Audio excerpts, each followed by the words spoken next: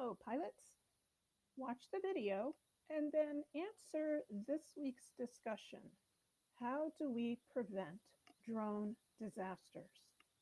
Something on final here. We thought maybe it was a drone, but there's definitely something on final. A scare in the sky when two pilots flying into Newark Liberty International Airport reported seeing a drone dangerously close to planes last night. Yes, sir. Object, and it definitely looks like a drone. Missed the drone by about 30 feet off our right wing. The FAA says the dual drone sightings came in around 5 p.m., about 3,500 feet above Teterboro Airport, less than 20 miles from Newark, prompting a police helicopter search.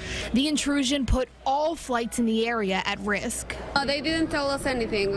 We just were around, but the pilot never mentioned anything. Some flights were delayed taking off. Others had to circulate in the air several times before they could land. About 3 times, yeah, more or less. But we thought it was maybe about the weather. Check out this map showing, at one point, about a dozen planes stopped on the tarmac. This comes just weeks after drone sightings at London's Gatwick Airport, resulting in hundreds of holiday flights canceled.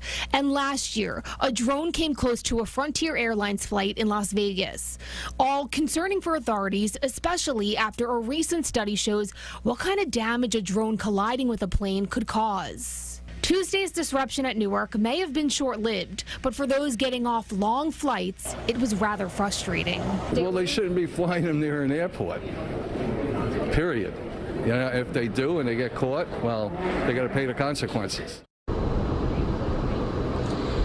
Sources say if those responsible are caught, they could face criminal charges and up to $15,000 in fines. And it's important to note FAA regulations say drones should not be flown above 400 feet. We're live at Newark International Airport. Jenna DeAngelis, CBS 2 News.